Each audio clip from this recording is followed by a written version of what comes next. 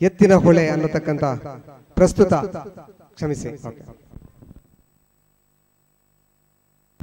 Muslim ರಾಜಕೀಯ ಪಕ್ಷ ಬೇಕೋ ಬೇಡವೋ ಅನ್ನತಕ್ಕಂಥ ವಿಚಾರದಲ್ಲಿ ಈ ಒಂದು ಚರ್ಚಾ ವೇದಿಕೆ ಇವತ್ತು ಇಲ್ಲಿ ತಮ್ಮ ಮುಂದೆ ಪ್ರಸ್ತುತಗೊಳ್ಳಲಿಕ್ಕಿದೆ. ಮುಸ್ಲಿಂ ರಾಜಕೀಯ ಪಕ್ಷ ಬೇಕೋ ಬೇಡವೋ ಅನ್ನತಕ್ಕಂಥ ವಿಚಾರದಲ್ಲಿ ಈ ಚರ್ಚೆ ನಡೀಲಿಕ್ಕಿದೆ. ಈಗ ತೀರ್ಪುಗಾರರಿಗೆ ವೇದಿಕೆಯನ್ನ ತೆರವುಗೊಳಿಸ್ತಾ ಇದ್ದೇವೆ. ಮುಸ್ಲಿಂ ರಾಜಕೀಯ ಪಕ್ಷ ಪ್ರತ್ಯೇಕ ಮುಸ್ಲಿಂ ರಾಜಕೀಯ ಪಕ್ಷ ಬೇಕೋ ಬೇಡವೇ ಎಂಬುದರ ಕುರಿತು ಇಲ್ಲಿ ಚರ್ಚಾಗೋಷ್ಠಿ ನಡೆಯಲಿದೆ. 3 ಜನ ಸ್ಪರ್ಧಾರ್ಥಿಗಳು ಅದರ ಕುರಿತು ಪರ ವಿರೋಧ ಚರ್ಚೆಗಳನ್ನು ಮಾಡಲಿಕ್ಕಿದ್ದಾರೆ. ಸಭಿಕರಲ್ಲಿ ಒಂದು ವಿನಂತಿ ಏನೆಂದರೆ, ಇಲ್ಲಿ ನಡೆಯುವುದು ಕೇವಲ ಸ್ಪರ್ಧೆ ಮಾತ್ರ. ಇದೊಂದು ಆಶಯವೋ ಇದರ ಆಶಯವಲ್ಲ, ಇದು ಕೇವಲ ಚರ್ಚೆ ಮಾತ್ರ ಇಲ್ಲಿ ಆಗಿರುತ್ತದೆ. ಆದ್ದರಿಂದ ಯಾರಾದರೂ ಇದನ್ನು ಮೈಂಡ್ ಅಲ್ಲಿ ಇಡಬಾರದು ಅಂತ ಮೊದಲನೇದಾಗಿ ಹೇಳಿಕೊಳ್ತಾ ಇದ್ದೇನೆ. ಮುಸ್ಲಿಂ ರಾಜಕೀಯ ಪಕ್ಷ ಬೇಕೋ ಬೇಡವೇ ಎಂಬುದರ ಕುರಿತು ಮೊದಲನೇದಾಗಿ ಓರ್ವರು ಪ್ರತಿ ಸ್ಪರ್ಧಾರ್ಥಿಯು 1 ನಿಮಿಷ ಅದರ ಪೀಠಿಕೆಯನ್ನು ಹೇಳಲಿದ್ದಾರೆ. ನಂತರ ಚರ್ಚಾಗೋಷ್ಠಿ, ನಂತರ ಅವಲೋಕನ 1 ನಿಮಿಷ, ಚರ್ಚೆ 4 ನಿಮಿಷ. ಅಡಚಣೆಗೆ ವಿಷಾದಿಸ್ತೇನೆ. ಒಂದು ಕಾರ್ನ ಮಾರುತಿ ಓಮ್ನಿ ಕಾರ್ನ ಕೀ ಒಂದು ಕಳೆದು ಹೋಗಿದೆ. ಯಾರಾದರೂ ಸಿಕ್ಕಿದಲ್ಲಿ ತಾವು ದಯವಿಟ್ಟು ಅನೌನ್ಸ್ಮೆಂಟ್ ಕೌಂಟರ್ ಬಳಿ ತಂದು ಕೊಡಬೇಕಾಗಿ ವಿನಂತಿಯನ್ನ ಮಾಡ್ತಾ ಇದ್ದೇವೆ. ಮಾರುತಿ ಓಮ್ನಿ ಕಾರ್ನ ಒಂದು ಕೀ ಕಳೆದು ಹೋಗಿದೆ.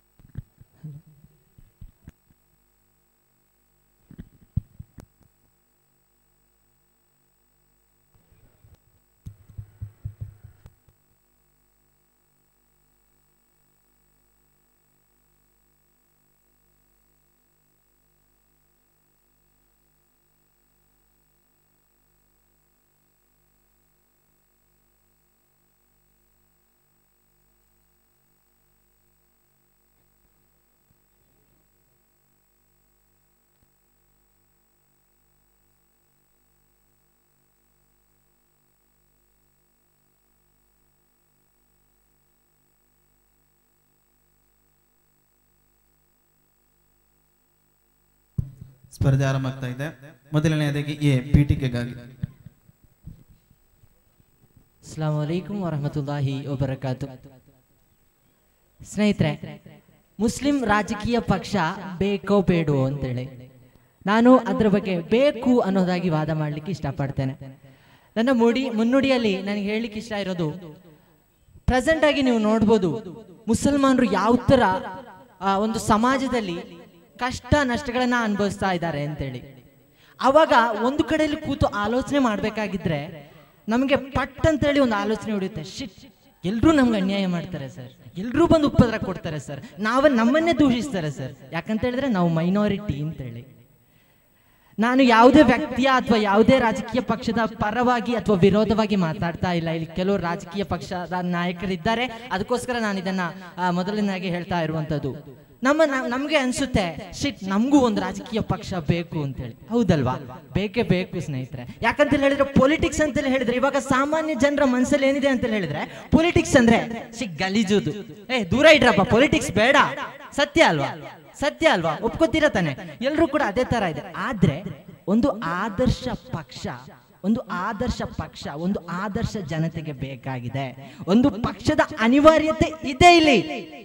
ಒಂದು ಮುಸಲ್ಮಾನ ಪಕ್ಷದ ಅನಿವಾರ್ಯತೆ ಖಂಡಿತವಾಗಿಯೂ ಇದೆ.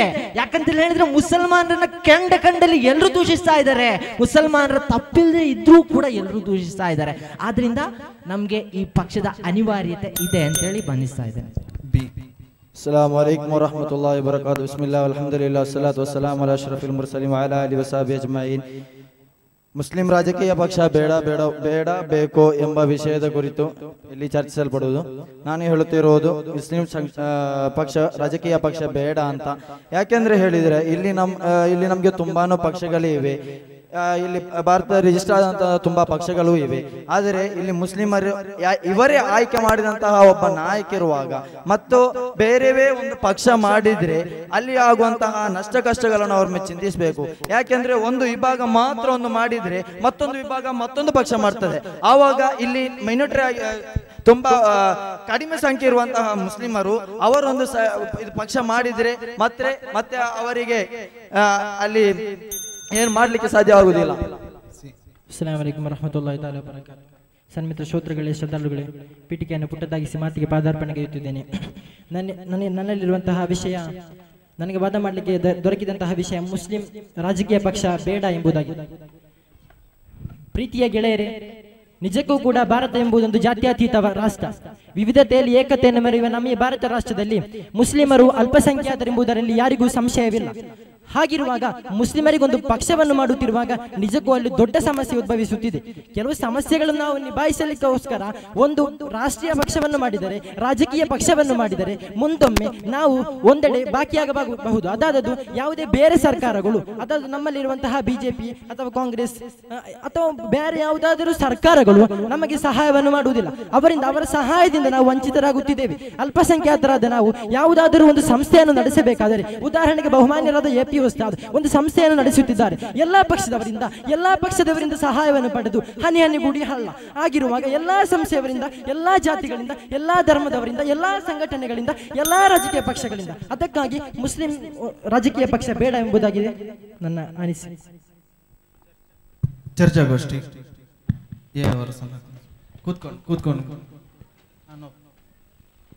ಇವಾಗ ನನಗೆ ಚರ್ಚೆಗೆ ವಿಷಯ ಸಿಕ್ತು. ಏನಪ್ಪಾ ಅಂತ ಹೇಳಿದ್ರೆ, ಒಬ್ರು ಹೇಳಿದ್ರು ಇಲ್ಲಿ ಒಡೆದೋಗುತ್ತೆ ಅಂತೇಳಿ, ರಾಜಕೀಯ ಪಕ್ಷ ಬಂದ್ರೆ ಒಡೆದೋಗುತ್ತೆ ಅಂತೇಳಿ. ನಾನು ಕೇಳ್ತಾ ಇದ್ದೀನಿ, ಇವಾಗೇನು ಒಗ್ಗಟ್ಟಾಗಿದ್ಯಾ?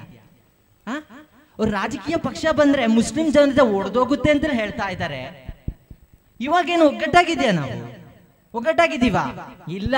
ಯಾರು ಒಬ್ಬ ಸಾಮಾನ್ಯವಾಗಿ ಆಲೋಚನೆ ಮಾಡಿದ್ರೆ ಮುಸಲ್ಮಾನರು ಒಗ್ಗಟ್ಟಾಗಿಲ್ಲ. ಅದು ಒಂದು. ನೆಕ್ಸ್ಟ್ ಇನ್ನೊಬ್ರು ಹೇಳಿದ್ರು, ಇಲ್ಲಿ ಕಮರುಲ್ ಉಲಮಾ ವಿಷಯ ಬಂತು, ರೋಮಾಂಚನ ಆಯ್ತು. ಅವ್ರು ಹೇಳ್ಬೇಕಾದ್ರೆ ಎಲ್ಲಾ ಪಕ್ಷಗಳನ್ನ ಒಗ್ಗೂಟಿಸಿಕೊಂಡು ಅವರು ಮುಂದೋಗ್ತಾ ಇದ್ದಾರೆ ಅಂತೇಳಿ. ಎಲ್ಲಾ ಪಕ್ಷವನ್ನ ಒಗ್ಗೂಟಿಸಿಕೊಂಡು ಮುಂದೆ ಹೋಗುವಂತಹ ಒಬ್ಬ ವ್ಯಕ್ತಿಗೆ ತನ್ನದೇ ಆದಂತಹ ಪಕ್ಷಕ್ಕೆ ಸೆಳೆಯುವಂತಹ ಒಂದು ಸೆಳೆತ ಇಲ್ವಾ ಸ್ನೇಹಿತರೆ? ಹೇಳ್ಬೇಕು ನೀವು. ಎಲ್ಲಾ ಪಕ್ಷವನ್ನ ಒಗ್ಗೂಡಿಸಿಕೊಂಡು ಹೋಗ್ತಾ ಇದ್ದಾರೆ ಕಮರುಲ್ ಉಲಮಾ. ಆದ್ರೆ ಅದೇ ಕಮರುಲ್ ಉಲಮಾಗೆ ಎಲ್ಲಾ ಪಕ್ಷದಲ್ಲಿರುವಂತಹ ಕಾರ್ಯಕರ್ತರನ್ನು ಒಗ್ಗೂಡಿಸಿಕೊಂಡು ತನ್ನದೇ ಆದಂತಹ ಪಕ್ಷವನ್ನ ಕಟ್ಟಿ ಜನತೆಗೆ ಆದರ್ಶವನ್ನು ತೋರಿಸಲಿಕ್ಕೆ ಸಾಧ್ಯ ಇಲ್ವಾ? ಇದೆ. ಖಂಡಿತವಾಗಿಯೂ ನನ್ನ ಸುಲ್ತಾನುಲ್ ಉಲಮಾಗೆ ಆ ಶಕ್ತಿ ಇದೆ. ಆದ್ರಿಂದ ನನಗೆ ಒಂದು ಆದರ್ಶ ಪಕ್ಷದ ಅನಿವಾರ್ಯತೆ ಇದ್ದೇ ಇದೆ. ಸನ್ಮಿತ್ರ ಸಹೋದರ, ಸ್ವತಃ ಬಹುಮಾನ್ಯರಾದ ಸುಲ್ತಾನುಲ್ ಉಲಮಾ ಹೇಳುವುದೇನೆಂದು ಗೊತ್ತೇ? ನನಗೆ ರಾಜಕೀಯ ಪಕ್ಷ ಬೇಡ. ಸುಲ್ತಾನುಲ್ ಉಲಮಾ ಉದು ಇಲಾ ಸಬೀಲಿ ರಬ್ಬಿಕ ಬಿಲ್ ಹಿಕ್ಮತಿ ವಲ್ ಮೌಇದತಿಲ್ ಹಸನ ಎಂಬ ಉತ್ತಮವಾದ ಆಶಯದೊಂದಿಗೆ ನಡೆಯುವಂತಹ ಮನುಷ್ಯ. ಇಲ್ಲಿ ಈಗ ಯಾವುದೇ ರೀತಿಯ ತೊಂದರೆಗಳಿಲ್ಲ. ಮುಂದೊಮ್ಮೆ ಒಂದು ಸಂಘಟನೆ ಮಾಡಿದಾಗ ಅವರು ರಾಜಕೀಯ ಪಕ್ಷವೆಂದರೆ ಒಡೆದು ಹೋಗುವುದು, ಅದರಲ್ಲಿ ಸಂಶಯವಿಲ್ಲ. ಇವತ್ತು ಮುಸ್ಲಿಂ ಲೀಗನ್ನು ನಾವು ತೆಗೆದು ನೋಡುವುದಾದರೆ ಮುಸ್ಲಿಂ ಲೀಗ್ ಮುಸ್ಲಿಮರಿಗಾಗಿ ರೂಪಿತವಾದದ್ದು. ಆದರೆ ಇವತ್ತು ಮುಸ್ಲಿಂ ಲೀಗ್ ಅಲ್ಲಿ ಕೂಡ ಇಬ್ಬಾಗವಾಗಿದೆ, ಅಂದರೆ ಎರಡು ಭಾಗವಾಗಿದೆ. ಇಲ್ಲಿ ರಾಜಕೀಯ ಪಕ್ಷಗಳು ಹೊಡೆದು ಹೋದಂತಹ, ವಿಭಜನೆ ಹೊಂದಿದಂತಹ ಇತಿಹಾಸವಿದೆ ನಮಗೆ. ನಾವು ನೋಡುವುದಾದರೆ ಯಾವುದೇ ಪಕ್ಷವನ್ನು ನೋಡುವುದಾದರೂ ಒಂದೊಂದು ಪಕ್ಷದ ಒಂದೊಂದು ಅಭ್ಯರ್ಥಿಗಳು ದಿನದಿಂದ ದಿನಕ್ಕೆ ಬೇರೊಂದು ಪಕ್ಷಕ್ಕೆ ಸ್ಥಾನ ಪಲಾಟ ಮಾಡುತ್ತಿದ್ದಾರೆ. ಹಾಗಿರುವಾಗ ಇವತ್ತು ಯಾವತ್ತು ಎಪಿ ಉಸ್ತಾದನ್ನು ಯಾರು ಎದುರಿಸುವುದಿಲ್ಲವಾದರೂ ಮುಂದೊಮ್ಮೆ ರಾಜಕೀಯ ಪಕ್ಷ ಮಾಡಿದರೆ ನಮಗೆ ಸಮಸ್ಯೆಗಳು ಬರ್ತದೆ ಎಂದು ಮನಗಂಡಂತಹ ಬಹುಮಾನ್ಯದ ಎಪಿ ಉಸ್ತಾದರು ನನಗೆ ರಾಜಕೀಯ ಪಕ್ಷವಾದ ಅಂತ ಹೇಳುತ್ತಿರುವಾಗ ಅದರಲ್ಲಿ ಮರ್ಮವಿದೆ, ಅದರಲ್ಲಿ ತಿಳಿಯುವಂತಹ ವಿಚಾರವಿದೆ. ಬಹುಮಾನ್ಯರಾದ ಎಪಿ ಸೆಳೆತವಿಲ್ಲ ಎಂಬುದಲ್ಲ ವಿಷಯ, ಸೆಳೆತವಿದೆ. ಸುಲ್ತಾನುಲ್ ಉಲಮಾಗೆ ಸೆಳೆತವಿದೆ. ಇಲ್ಲಿ ಮಾಡಿದಂತಹ ಅದೆಷ್ಟೋ ಪಕ್ಷಗಳು ಕೂಡ ಇಂದು ನಿರ್ನಾಮ ಆಗ್ತಾ ಉಂಟು. ಅದೇ ರೀತಿ ಒಂದು ಪಕ್ಷ ಮಾಡಿದವರು ಕೂಡ ಇಂದು ಎಷ್ಟು ಕಷ್ಟವನ್ನು ಅನುಭವಿಸ್ತಾ ಇದ್ದಾರೆ. ಅದು ತಿಳಿಬೇಕು ನೀವು. ಅದು ತಿಳಿದ ನಂತರ ಹೇಳ್ಬೇಕು. ಸ್ನೇಹಿತ ನಾನು ಹೇಳ್ತೇನೆ, ನೀವೆಲ್ಲ ನನ್ನ ಮೇಲೆ ಯಾಕೆ ಗೂಬೆ ಕೂರಿಸ್ತಾ ಇದ್ದಾರೆ ಅಂತ ನಂಗೆ ಗೊತ್ತಿಲ್ಲಪ್ಪ. ನಾನು ಹೇಳೋದು ಯಾರ ಮೇಲೆ ಕೂಡ ನಾವು ಗೂಬೆ ಕೂರಿಸ್ತಾ ಇಲ್ಲ. ಇಲ್ಲಿ ಹೇಳ್ತಾ ಇರೋದು ವಿಷಯ ಇಲ್ಲಿ ಬರಬಾರ್ದು. ಬಂದ್ರೆ ಇಲ್ಲಿ ಈಗ ಎಷ್ಟೋ ಇಲ್ಲಿ ಸ್ವಾತಂತ್ರ್ಯದಿಂದ ಮುಸ್ಲಿಮರು ಬದುಕ್ತಾ ಇದ್ದಾರೆ. ಒಂದು ಪಂಗಡ ಒಂದು ಮುಸ್ಲಿಮರು ಮಾತ್ರ ಮಾಡಿದ್ರೆ ಮತ್ತೊಂದು ಸಮೂಹ ಮತ್ತೊಂದು ಪಾರ್ಟಿ ಮಾಡ್ತಾರೆ. ಆವಾಗ ನೀವೇನ್ ಮಾಡ್ತೀರಿ? ಅವರು ತುಂಬಾ ಜನ ಇದ್ದಾರೆ, ಅವರು ತುಂಬಾ ಜನ ಇದ್ರೆ ಅವ್ರ ಪಕ್ಷ ಒಂದು ರಾಜಕೀಯ ಒಂದು ದೇಶವನ್ನೇ ಆಳ್ತಾರೆ. ದೇಶವನ್ನು ಆಳಿದಾಗ ನಾವಿಲ್ಲಿ ಅಲ್ಪಸಂಖ್ಯಾತರು ನಾವಿಲ್ಲಿ ಅವರನ್ನು ಮುಖವನ್ನು ನೋಡಿವಿ, ಮತ್ತೆ ಅವರ ನಾಯಕರು ಹೇಳಿದಂತೆ ಚಲೋ ಪಾಕಿಸ್ತಾನ ಅಂತ ಹೇಳಿದಾಗೆ ರೀತಿ ನಾವು ಕೂಡ ಹಾಕಿ ಹೋಗ್ಬೇಕಾಗ್ತದೆ ಪ್ರೀತಿಯ ಸಹೋದರಿ. ಅದಕ್ಕೆ ಅದನ್ನೆಲ್ಲ ಮನಗಂಡು ನಾವು ಪಕ್ಷ ಮಾಡುದು ಬೇಡ ಅಂತ ಹೇಳ್ತೇವೆ. ಒಂದ್ ನಿಮಿಷ, ಇವಾಗ ನಾನು ಮಾತಾಡ್ಬೋತಾನೆ. ಎಲ್ರು ಹೊಡೆಯಕ್ಕೆ ಬರ್ತಾರಪ್ಪ, ಆದ್ರೆ ನಾನು ಹೇಳ್ತಾ ಬಂದಿರೋದು ಯಾರಿಗೂ ಅರ್ಥ ಆಗ್ತಾನೆ ಇಲ್ಲ. ನಾನು ಹೇಳ್ತಾ ಬಂದಿರೋದು ಇವ್ರು ಫಸ್ಟ್ಗೆ ಹೇಳಿದ್ರು ಸುಲ್ತಾನುಲ್ ಉಲಮಾ ಅಂದ್ರೆ ಯಾರು ಅಂತ ಹೇಳಿ ಅವ್ರ ಮಾತೆಲ್ಲ ಹೇಳಿದ್ರು. ನೀವು ನೋಡಿ ಸಮಸ್ತ ಇಬ್ಬಾಗವಾಯ್ತು, ನೈಜತೆ ಒಬ್ಬ ಸುನ್ನಿ ಆದರ್ಶ ನಾಯಕನಾದ ಒಂದು ಪಕ್ಷವನ್ನು ಕಟ್ಟಲಿಕ್ಕೆ ಒಂದು ವಿನಂತಿ, ನನಗೂ ಕೂಡ ಮಾತಾಡಲಿಕ್ಕೆ ಅವಕಾಶ ಮಾಡಿಕೊಡಿದ್ದ ಅಮ್ಮಯ್ಯ, ನನಗೂ ಕೂಡ ಮಾತಾಡ್ಲಿಕ್ಕೆ ಅವಕಾಶ ಉಂಟು. ಎಲ್ಲರೂ ಕೂಡ ಪಾರ್ಲಿಮೆಂಟ್ ಅಲ್ಲ, ಇದು ಪಾರ್ಲಿಮೆಂಟ್ ಅಲ್ಲ, ನನಗೂ ಕೂಡ ಒಂದು ಸಮಯಾವಕಾಶ ಇದೆ. ನನ್ನ ಸಮಯಾವಕಾಶ ನನಗೆ ಮಾತಾಡ್ಲಿಕ್ಕೆ ಟೈಮ್ ಕೊಡಿ. ನನ್ನ ಸಮಯಾವಕಾಶ ಇದೆ, ನನಗೆ ಮಾತಾಡ್ಲಿಕ್ಕೆ ಟೈಮ್ ಕೊಡಿ. ಇದು ಪಾರ್ಲಿಮೆಂಟ್ ಅಲ್ಲ, ನನ್ನ ವಾದವನ್ನ ನಾನು ಮಂಡಿಸ್ಬೇಕು. ಸ್ನೇಹಿತರೆ ನನ್ನ ವಾದವನ್ನ ನಾನು ಮಂಡಿಸ್ಬೇಕು, ಆಮೇಲೆ ನಿಮ್ಗೆ ಟೈಮ್ ಕೊಡ್ತಾರಪ್ಪ, ಮಾತಾಡಿ ಪ್ಲೀಸ್. ಮೌಢ್ಯತನವಾಗಬಾರ್ದಷ್ಟೇ ಪ್ಲೀಸ್. ನಿಮ್ಮ ಟೈಮ್ ಅಲ್ಲಿ ನೀವು ಮಾತಾಡಿ, ನನ್ನ ಟೈಮ್ ನಾನು ಮಾತಾಡ್ತೀನಿ ಪ್ಲೀಸ್. ನಾನು ಹೇಳುದನ್ನ ಕ್ಲಿಯರ್ ಆಗಿ ಕೇಳ್ಕೊಳ್ಳಿ, ಆಮೇಲೆ ನಿಮ್ಮ ವಾದವನ್ನ ಮಂಡಿಸಿಯಪ್ಪ. ಯಾರು ಬೇಡ ಅಂದ್ರೆ ಇವಾಗ ಮತ್ತೆ ರಿಪೀಟ್ ಮಾಡುದು ನಾನು ಚರ್ಚನೆ ಮಾಡ್ತಾ ಇರೋದಪ್ಪ. ನನ್ನ ವಾದವನ್ನ ಮಂಡಿಸ್ಲಿಕ್ಕೆ ನೀವು ಬಿಡ್ತಾ ಇಲ್ಲ. That is what my point. Please understand. You are utterly blunder doing so. We are not allowing you. Hello, I didn't say anything. ಇಲ್ಲಿ ಚರ್ಚೆ ಆಗ್ತಾ ಇರೋದು ಪಕ್ಷ ಬೇಕಾ ಬೇಡವಾ ಅಂತ.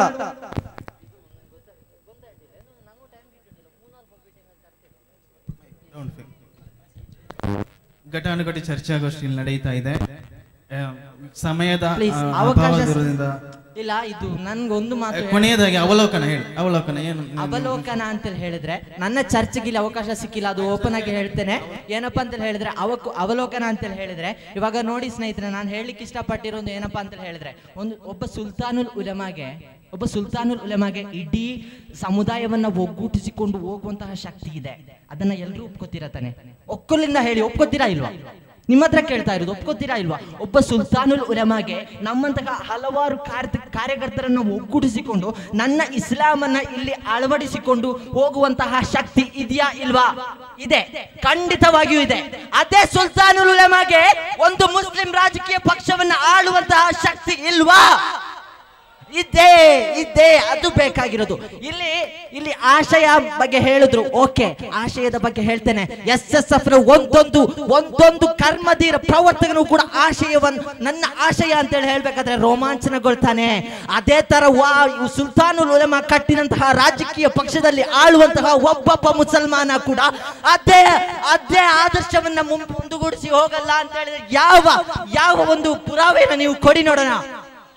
ಅಲ್ಲಾಹು ಅಕ್ಬರ್. ನನ್ನ ಸುಲ್ತಾನುಲ್ ಉಲಮಾ ಕಟ್ಟಿದಂತಹ ಆ ಪಕ್ಷ ಯಾವತ್ತೂ ಹಾಳಾಗಲಿಕ್ಕೆ ಸಾಧ್ಯ ಇಲ್ಲ. ಯಾಕಂತ ಹೇಳಿದ್ರೆ ಅದು ಸುಲ್ತಾನುಲ್ ಉಲಮಾ ಕಟ್ಟಿದಂತಹ ಪಕ್ಷ. ಧನ್ಯವಾದ. ಅಸ್ಸಲಾಮು ಅಲೈಕುಂ. ಪ್ರೀತಿಯ ಸಹೋದರಿ ಹೇಳಿದ ರೀತಿಯಲ್ಲಿ ಇಲ್ಲೊಂದು ಪಕ್ಷ ಬಂದ್ರೆ, ನಾವು ಸಪೋಸ್ ಆಗಿ ಉಸ್ತಾದ್ರವರು ಇಲ್ಲೊಂದು ಪಕ್ಷವನ್ನು ಕಟ್ಟಿದ್ರೆ ಇಲ್ಲಿ ಆಗುವಂತಹ ನಷ್ಟ ನಮ್ಮೊಳಗೆ ಕೂಡ, ನಾವು ಯಾರು ಕೂಡ ತುಂಬಾ ಮಂದಿ ನಮ್ಮೊಳಗೆ ಸರಿ ಇಲ್ಲ. ನಾವು ಸುನ್ನಿ ಆದರ್ಶಗಳನ್ನು ಹೊಂದಿಕೊಂಡು ಹೋಗುವವರಾಗಿದ್ದೇವೆ ನಾವು. ಆವಾಗ ನಾವು ಮಾತ್ರ AP ಉಸ್ತಾದ್ರವರು ಕರೆದಾಗ ಇಲ್ಲಿ ಸುನ್ನಿಗಳಾದಂತಹ SSF ನ ಕರ್ಮಧೀರರು ಮಾತ್ರ ಹೋಗೋದು, ಆದ್ರೆ ಬೇರೆಯವರು ಹೋಗೋದಿಲ್ಲ. ಆವಾಗ ನಾವು ಸ್ವಲ್ಪ ಮಂದಿ ಇರೋದು, ಆ ಸ್ವಲ್ಪ ಮಂದಿ ಇರುವುದರಲ್ಲಿ ಒಂದು ಪಕ್ಷವನ್ನು ಕಟ್ಟಿದ್ರೆ, ಇಲ್ಲಿ ಮತ್ತೊಂದು ವಿಭಾಗ ಮತ್ತೊಂದು ಪಕ್ಷವನ್ನು ಕಟ್ಟಿದ್ರೆ, ಆವಾಗ ನಮ್ಮ ಕೇಂದ್ರವನ್ನು ಆಡಳಿತ ನಡೆಸುವವರು ಅವರು. ಆವಾಗ ನಮ್ಗೆ ಇಲ್ಲಿ ಸಿಗುವಂತಹ ಯಾವುದೇ ಒಂದು ಸವಲತ್ತುಗಳು ಇಲ್ಲಿ ನಮ್ಗೆ ಸಿಗ್ಲಿಕ್ಕೆ ಇಲ್ಲ. ಆದುದರಿಂದ ನಾವು ಒಂದು ಪಕ್ಷವನ್ನು ಕಟ್ಟದೆ ಇಷ್ಟ ತನಕ ಯಾವ ರೀತಿಯಲ್ಲಿ ಹೋಗಿದ್ದೇವೋ ಅದೇ ರೀತಿಯಲ್ಲಿ ಮುನ್ನಡೆದರೆ ನಮ್ಗೆ ಈಗ ಅದೇ ಎಷ್ಟೋ ಸವಲತ್ತುಗಳು ಸಿಗ್ತಾ ಇವೆ. ಅನ್ನಭಾಗ್ಯ ಸಿಗ್ತಾ ಇದೆ, ಅಲ್ಪಸಂಖ್ಯಾತ ಅಂತ ಹೇಳಿ ಬೇರೆ ಬೇರೆ ಸ್ಕಾಲರ್ಶಿಪ್ ಗಳು ಸಿಗ್ತಾ ಇವೆ. ಇಂತ ಹಲವಾರು ಸಿಗ್ತಾ ಇರುವಾಗ ನಾವು ಅದನ್ನೆಲ್ಲ ಬ್ರೇಕ್ ಮಾಡಿ ಒಂದು ಪಕ್ಷವನ್ನು ಕಟ್ಟಿ ನಮ್ಗೆ ಯಾವ ಪುಣ್ಯವನ್ನು ಸಿಗ್ಲಿಕ್ಕೆ ಬೇಕಾಗಿ ಪ್ರೀತಿಯ ಸಹೋದರಿ. ಆದುದರಿಂದ ನನ್ನ ವಾದವು ವ್ಯಕ್ತ ಮುಸ್ಲಿಂ ರಾಜಕೀಯ ಪಕ್ಷ ಇಲ್ಲಿ ಬೇಡ ಅಂತಾನೆ ನಾನು ಹೇಳ್ತಾ ಇದ್ದೇನೆ.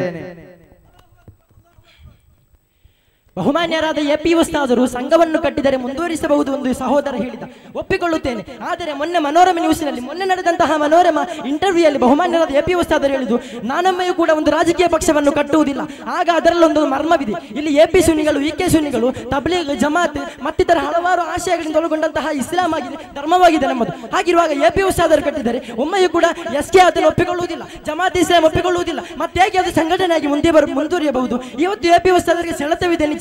ಇವತ್ತು ಎಸ್ಕೆ ಅಥವಾ ನಮ್ಮ ಮುಂದೆ ಇರುವಂತಹ ಒಂದು ಸಂಘಟನೆ ಅವರನ್ನು ದೂಷಿಸುವುದಲ್ಲ, ಅವರನ್ನು ಮನವೊಲಿಸಲಿಕ್ಕೆ ನಮಗೆ ಇದುವರೆಗೆ ಸಾಧ್ಯವಾಯಿತಾ ಎಂಬ ಮಹೋನ್ನತವಾದ ಒಂದು ಪ್ರಶ್ನೆ ಇದೆ ಗೆಳೆಯರಿ. ಸುಮ್ಮನೆ ಮಾತಿಗೆ ಮಾತ್ರ ಹೇಳುವುದು ವಿಚಾರವಲ್ಲ. ಇವತ್ತು ಸಂಘಟನೆಗಳು, ಇವತ್ತು ಎಲ್ಲಾ ರಾಜಕೀಯ ಪಕ್ಷಗಳು ಒಡೆದು ಉರುಳುತ್ತಿದೆ, ಎಲ್ಲಾ ರಾಜಕೀಯ ಪಕ್ಷಗಳು ಕೂಡ, ಅದರಲ್ಲಿ ಯಾವುದೇ ಸಂಶಯವಿಲ್ಲ. ಆ ಕಾರಣದಿಂದ ಇಲ್ಲಿ ಮುಸ್ಲಿಮರಿಗೆ ರಾಜಕೀಯ ಪಕ್ಷದ ಅನಿವಾರ್ಯತೆ ಇದ್ದರೂ ಅದು ಇಲ್ಲಿ ನಮಗೆ ಮಾಡುವಂತಹ ಅವಕಾಶವಿಲ್ಲ. ಕಾರಣ ಮುಸ್ಲಿಮರು ಅಲ್ಪಸಂಖ್ಯಾತರು, ಎಲ್ಲರಿಂದ ಸವಲತ್ತುಗಳನ್ನು ಪಡೆದು ಮುಂದೆ ಹೋಗಬೇಕಾದಂತಹ ಜನರು. ಹಾಗಿರುವಾಗ ಅಲ್ಲಿ ಎಪಿ ಒಂದು ರಾಷ್ಟ್ರವನ್ನು, ಒಂದು ರಾಜಕೀಯ ಪಕ್ಷವನ್ನು ಕಟ್ಟಿದರೆ ಹೀಗೆ ಎದುರಿಸಿದ ರಾಜಕೀಯ ಪಕ್ಷಗಳು ಧುರೀಣರು. ಮುಂದೊಮ್ಮೆ ಇಲ್ಲಿ ನಾವು ಎಲ್ಲರೂ ಕೂಡ ಒಂದು ಪಕ್ಷ ಮಾಡಿದ್ವಿ ಅಂತ ಇಟ್ಟುಕೊಳ್ಳಿ, ಆಗ ಅವರು ಕೇಳುತ್ತಾರೆ, ನೀವು ಮಾಡಿದಂತಹ ಸಂಸ್ಥೆ ಯಾಕೆ ಮಾಡಿದ್ದೀರಿ, ಸಂಸ್ಥೆ ಯಾಕೆ ವಿಭಜನೆಯಾಯಿತು ಎಂಬ ಪ್ರಶ್ನೆ ಉದಯಿಸಿ ಬರುತ್ತದೆ.